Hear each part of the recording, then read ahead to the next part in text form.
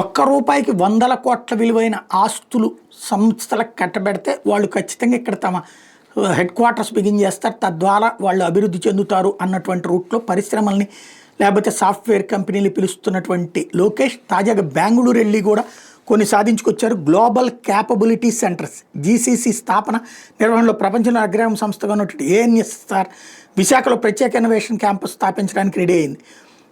లోకేష్ వెళ్ళినటువంటి సందర్భంలో ఆ మేరకు ఎంఓయూ కుదిరింది. లేకపోతే ఏఎన్ఎస్ఆర్ సంస్థ సీఈఓ లలిత్ అహూజా, రాష్ట్ర ఐటీ శాఖ కార్యదర్శి కాటమనేని భాస్కర్ ఈ మేరకు సంతకాలు చేశారు. మధురవాడ ఐటీ క్లస్టర్లో వీళ్ళకి ప్లేస్ ఇస్తున్నారు. అదే సందర్భంలో రియల్ ఎస్టేట్ సంస్థలైనటువంటి ప్రిస్టేజ్ సత్వ వాళ్ళని కూడా లోకేష్ వెళ్ళి పిలిచారు. ఆంధ్రాకు వచ్చి మీరు ఇక్కడ పెట్టుకోండి, వాళ్ళు ఏంటంటే ప్లగ్ అండ్ పిన్ విధానంతో మొత్తం బిల్డింగ్ కట్టేసేసి చదరపు అడుగులు లెక్కన అధికిస్తారు. లైక్ మన హైదరాబాద్లో ఎల్ఎన్టీ టవర్ ఏదైతే ఉందో ఆ టైపులో దాన్ని ఇప్పుడు ఇక్కడ ప్రొజెక్ట్ చేశారు.